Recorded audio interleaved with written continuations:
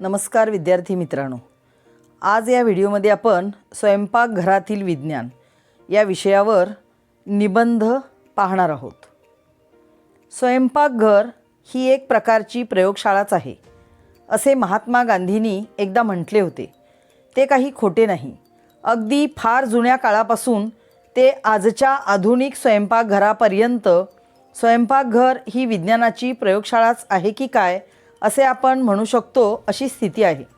स्वयंपाक करताना अनेक पदार्थ लागतात। वेगवेगळ्या प्रकारच्या पाककृती रेसिपी तयार करताना विविध प्रकारची भांडी, मसाले, भाज्या हे घटक वापरताना घ्यावयाची काळजी, प्रत्येक पदार्थाचे प्रमाण हे सगळं विज्ञानाधारित आहे। या दृष्टीने स्वयंपाकघरात काम करणारी व्यक्ती बहुधा ती एखादी स्त्री असते। ती एक शास्त्रज्ञ आहे असे मानावे लागेल। स्वयंपाकघर हे विज्ञानाच्या स्थित्यंतराचे एक महत्त्वाचे केंद्र आहे असे आपण म्हणू शकतो। फार प्राचीन काळी जेव्हा एका स्त्रीने शेतीचा शोध लावला तेव्हापासून स्वयंपाकघरातील पाककृती सातत्याने बदलत गेल्या। बदल प्रचंड आहेत आणि या बदलांचा मागोवा घ्यायचा तर मोठं इतिहासाने भरलेलं वर्णनपर लेखन होईल। आता हेच पहा ना, स्वयंपाकघरात आज कितीतरी पदार्थ विराजमान झालेले आहेत।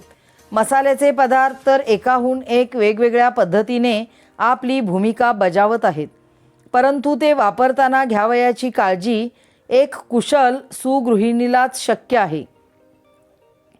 कारण साधे भातामध्ये पाणी जरा कमी किंवा जास्त झाले तर आपली भाताची पाककृती बिघडण्याची शक्यता असते आणि एखाद्या आमटी किंवा भाजीमध्ये जर आपण एखादा पदार्थ टाकायचा विसरलो तर संपूर्ण पाककृती फसल्यातच जमा होईल। म्हणजेच प्रत्येक पदार्थाचे गुण आणि धर्म हे विज्ञानाधारित आहेत। ते त्या ठिकाणच्या स्वयंपाकी व्यक्तीला चांगल्या प्रकारे माहीत असावे लागतात। अर्थात विज्ञान समजून घ्यावे लागते। एका अर्थाने या ठिकाणी विज्ञानाच्या प्रयोगशाळेचे नियमच वापरले जातात।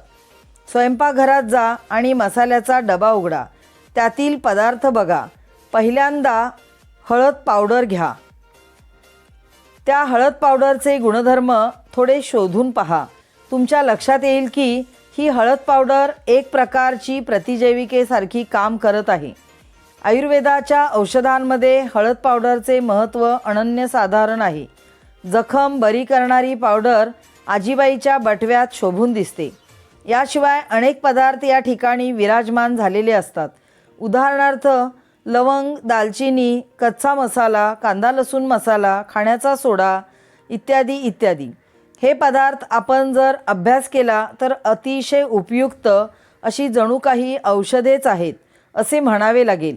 एखाद्या फार्मास्युटिकल किंवा औषध निर्माण कंपनीमध्ये वेगवेगळे पदार्थ असतात आणि ते औषध तयार करण्यासाठी वापरतात। अन्न हे जर औषध म्हटले तर स्वयंपाकघर ही एक प्रयोगशाळा मानता येईल। कारण औषध निर्माण कंपनी वेगवेगळे प्रयोग करून औषध तयार करत असते। स्वयंपाकघराला प्रयोगशाळा म्हणावे लागेल कारण स्वयंपाकघरामध्ये बनणारे पदार्थ हे वेगवेगळ्या पाककृती असतात आणि या पाककृती बनवताना विज्ञानाचे नियम पाळावे लागतात। पाककृती बनवताना सुरुवातीला एक अल्गोरिदम किंवा क्रमवार कृतींचा संग्रह करावा लागतो। क्रमवार कृतींचा अल्गोरिदम तयार करून पाककृती बनते तेव्हा विज्ञानाधारित विचारसरणीचा पण एक प्रकारे वापर करीत असतो। ज्यांना स्वयंपाकघरातील विज्ञान समजले त्यांना विज्ञान समजले असे आपल्याला म्हणता येईल। नवीन पाककृती तयार करताना आपण एक प्रयोग करत असतो। तो प्रयोग म्हणजे प्रयोगशाळेतल्या प्रयोगासारखाच असतो। विज्ञानाचे वेगवेगळे नियम ध्यानात घेऊन प्रयोगशाळेत होणारा प्रयोग आणि स्वयंपाकघरामध्ये होणारा प्रयोग यात फारसे भिन्नत्व नाही। पाककृती बिघडली तर पुन्हा नियम सुधारून नवे निष्कर्ष काढून पाककृती पुन्हा बनवली जाते। आणि मला सांगा की प्रयोगशाळेत वेगळे काय होते?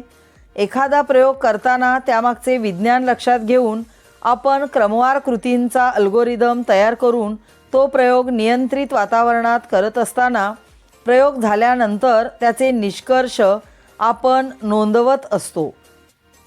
या निष्कर्षानुसार पुन्हा प्रयोग करून आपण प्रयोगांमध्ये अचूकता आणून तो प्रयोग यशस्वी करतो. यशस्वी झालेली पाककृती आणि प्रयोग हे एकाच नाण्याच्या जणू दोन बाजू आहेत. या दृष्टीने विचार केला तर स्वयंपाकघर ही एक प्रकारची विज्ञानाची प्रयोगशाळाच आहे. आधुनिक काळाचा विचार करता आपण स्वयंपाकघरात विज्ञानावर आधारलेली विविध उपकरणे पाहतो. परंतु अश्मयुगीन काळापासूनचा विचार केला तर मानवाकडे साध्या दगड आणि मातीची उपकरणे होती. पूर्वी आपणास पाटा वरवंटा, पोळपाट लाटणे, चूल या गोष्टी स्वयंपाकखोलीमध्ये दिसून येत. परंतु आज बघा, स्वयंपाकखोली ही वैज्ञानिक उपकरणांनी सज्ज झालेली दिसते. Mixer, grinder, refrigerator, filter, oven, roti maker, स्वयंपाकाची गॅस शेगडी इत्यादी यंत्रे किंवा उपकरणे स्वयंपाकघराची एक अत्यावश्यक गरज बनली आहे. ही सर्व उपकरणे वापरता वापरता एखादी अशिक्षित व्यक्तीसुद्धा विज्ञानाचे नियम समजून घेते. कारण प्रयोगच या ठिकाणी इतके होत असतात की स्वयंपाकखोली ही प्रयोगशाळा बनलेली असते. थोडक्यात सांगायचे तर स्वयंपाकघर ही एक प्रकारची प्रयोगशाळा आहे. या ठिकाणी लहान मुलांपासून तर वयस्कर व्यक्तीपर्यंत सर्वांना विज्ञान समजून घेण्यासाठी मोठा वाव आहे. वेगवेगळ्या पाककृतींचे प्रयोग करता करता प्रयोगशाळेत असणारे विज्ञान स्वयंपाकखोलीमध्ये आपल्याला वैज्ञानिक नियम शिकवत असते. धन्यवाद.